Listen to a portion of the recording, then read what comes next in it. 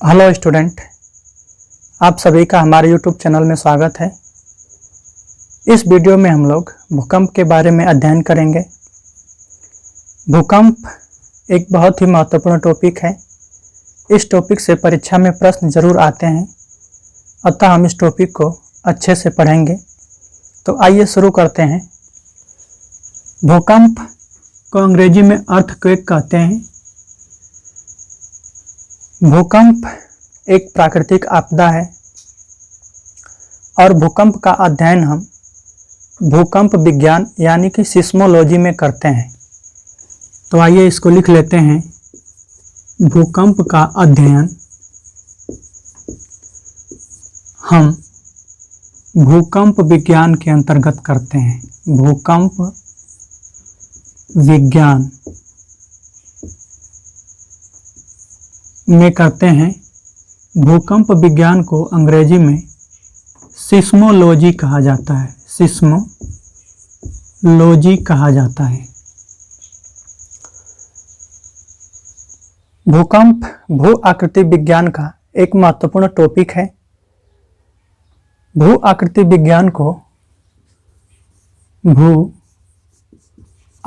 विज्ञान को अंग्रेजी में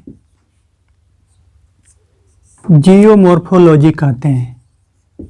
जियोमॉर्फोलॉजी कहते हैं। अब हम भूकंप के बारे में जानेंगे।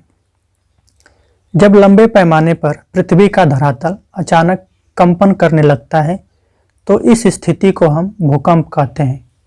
आइए इसको लिख लेते हैं। लंबे पैमाने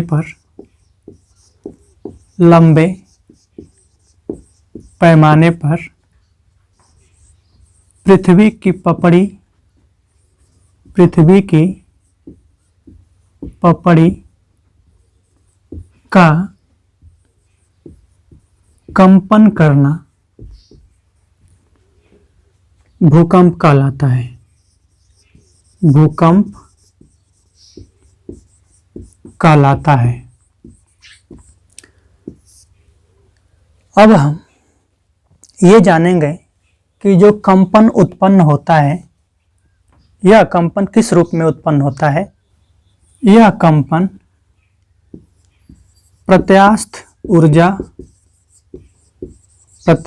ऊर्जा के द्वारा प्रगामी तरंग के रूप में आगे बढ़ता है। प्रगामी तरंग के रूप में आगे बढ़ता है।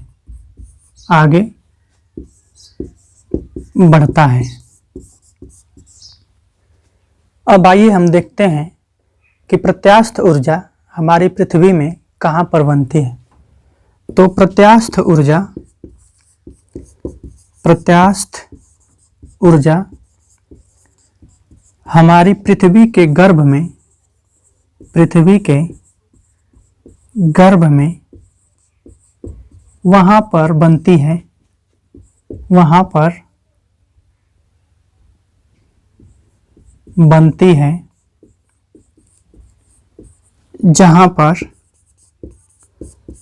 जहाँ पर कुछ डिस्टरबेंस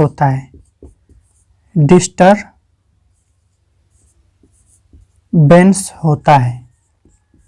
अब दोस्तों हम इस डिस्टरबेंस की बात करेंगे। डिस्टरबेंस क्यों होता है? तो डिस्टरबेंस होने का कारण होता है पृथ्वी का आंतरिक बल। इस आंतरिक बल को अंग्रेजी में इंडोजेनिक फोर्स कहा जाता है। इंडोजेनिक फोर्स, आंतरिक बल या इंडोजेनिक फोर्स जहाँ पर काम करता है उस स्थान को फोकस कहते हैं। आंतरिक बल या इंडोजेनिक फोर्स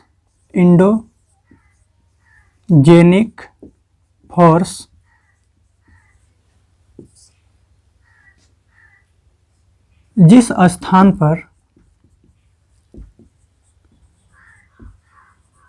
पृथ्वी के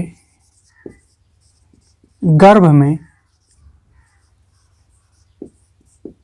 काम करता है उस स्थान को फोकस कहते हैं। फोकस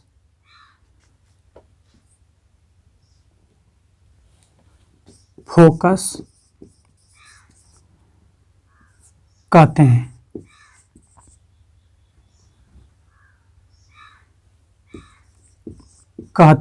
हैं।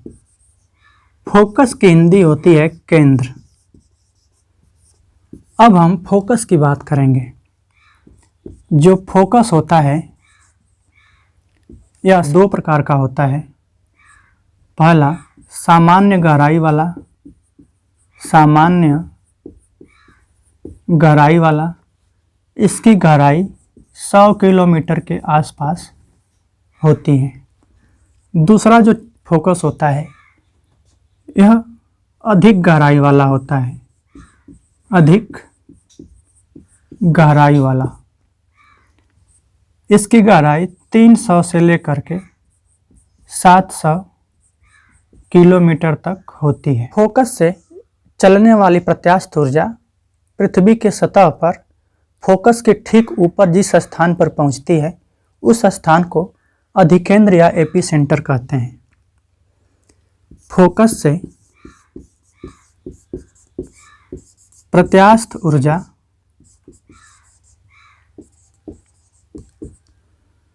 प्रगामी तरंग के माध्यम से, प्रगामी तरंग के रूप में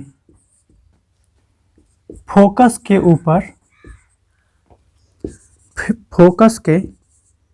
ठीक ऊपर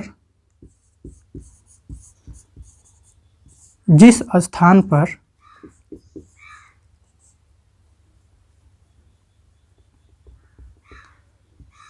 पृथ्वी के सतह पर जिस स्थान पर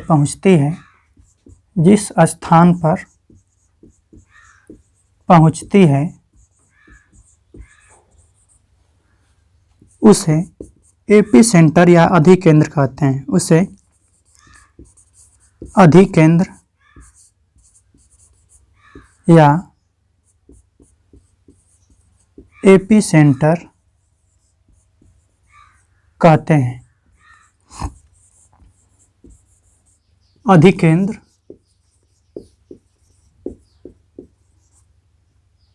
या एपीसेंटर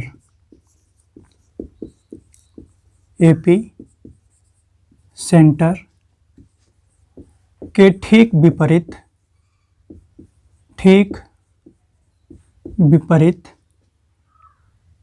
प्रतिध्रुव होता है। प्रतिध्रुव को इंग्लिश में एंटीपोड कहते हैं।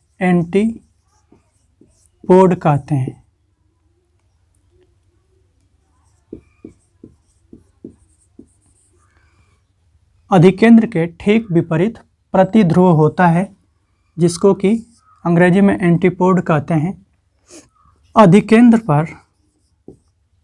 अधिकेंद्र पर पहुंचने के ठीक 21 मिनट बाद तरंगें प्रतिध्रुव या एंटीपोड पर पहुंचती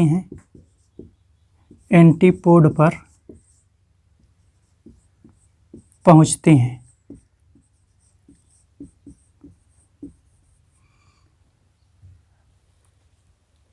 तो दोस्तों ये था हमारा आज का वीडियो। उम्मीद करते हैं आप लोगों को अच्छा लगा होगा। अगर अच्छा लगा है तो लाइक कीजिए, शेयर कीजिए और हमारे चैनल को सब्सक्राइब कर लीजिए। धन्यवाद।